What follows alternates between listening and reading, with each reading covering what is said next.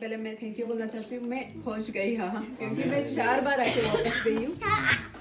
Thank you so much, thank you खुदा।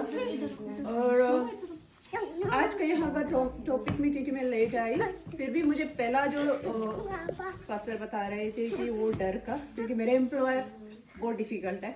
मैं 12 से 13 घंटे काम करती हूँ, कभी उसको मैं सामने नहीं कर सकती क्योंकि उसका वो कुछ अजीब सा मैडम है मेरा।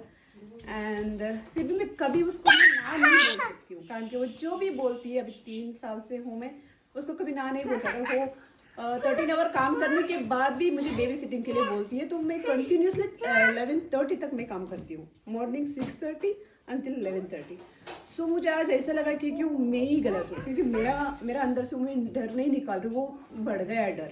सो मैं वो निकालना चाहती हूँ, मैं निकल गई हूँ। आज से मैं उसको मैं सामना करना चाहती हूँ और मैं सामना करूँगी। एक बात मुझे आज मैं ये हो गई।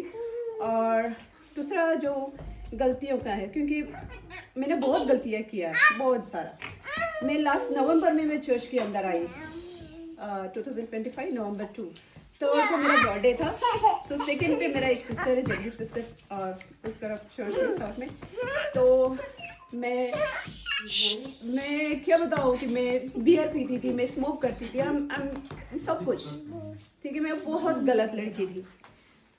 मैं ये खोल के ये इसलिए बताना चाहती हूँ क्योंकि खुदा ने मुझे माफ़ किया है। मुझे मेरा जैसे कितने भी लड़कियाँ हैं मेरे सामने, मेरे दोस्ती है, मैं चाहती हूँ कि सब कुछ छोड़ दे। इसलिए मैं ये बोलना चाहती हूँ। और नवंबर 2 को सिस्टर ने मुझे ये बताया कि हमारे चर्च में एनिवर्सरी है, पंजाबी खाना है, प्लीज़ आप आ जाओ। जस्ट उसने इतने ही बोला और कुछ नहीं बोला था, क्योंकि जब हम लोग साथ में रहते हैं डाली में।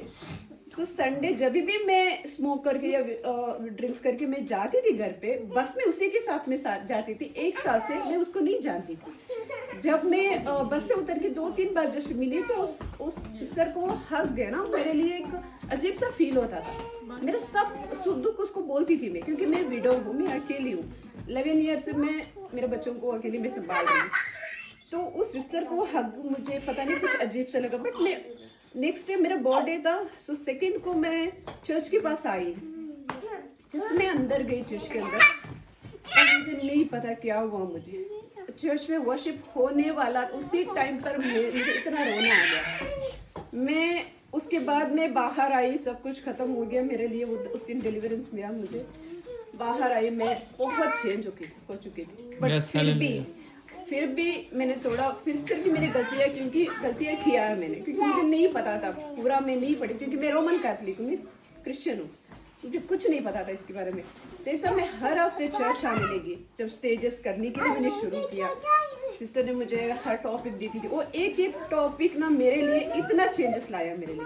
और मैंने बाइबल, मुझे सिस्टर ने बोला बाइबल पढ़ो, मैंने बोला मैं नहीं पढ़ सकती, ना ही मैं टच नहीं कर सकती, क्योंकि मैं चाहती हूँ क्लियर हो जाओ पहला अपने आप को। सिस्टर ने बोला ना, तुम्हारे साथ में कुछ नहीं होगा, जब तक तुम्हारे पास खुदा का ये वचन नहीं है तो कुछ नहीं कर सकती अकेले। उसने मेरे घर के पास आके मुझे उसने बाइबल दिया, उसमें लिखा था रीड मी एवरीडे और एक स्माइली फेस। उस दिन से मैं बाइबल पढ़ना शुरू किया। मैंने रोमन कैथलिक हो के भी मैंने बाइबल नहीं पढ़ा था, बट जब से मैं पढ़ने के शुरू किया, बहुत कुछ चेंजेस। मेरे बच्चों के लिए काम, मेरे बेटी की एजुकेशन, मेरे बेटे के लिए काम, सब कुछ अच्छा हो गया। मैं सिर्फ ये बोलना चाहती हूँ, अभी भी मेरे दिमाग में मैं भी एक नॉर्मल इंसान हूँ, कभी गंदा ख्याल तो आता ही। मैं आज इस टॉपिक के दौरान मैं प्रॉमिस करती हूँ, आगे से कभी मेरे दिल में ऐसा गंदा ख्याल मैं नहीं लेके आऊँ। ये मैंने आज बहुत अच्छी तरह से मैंने रिसीव किया है।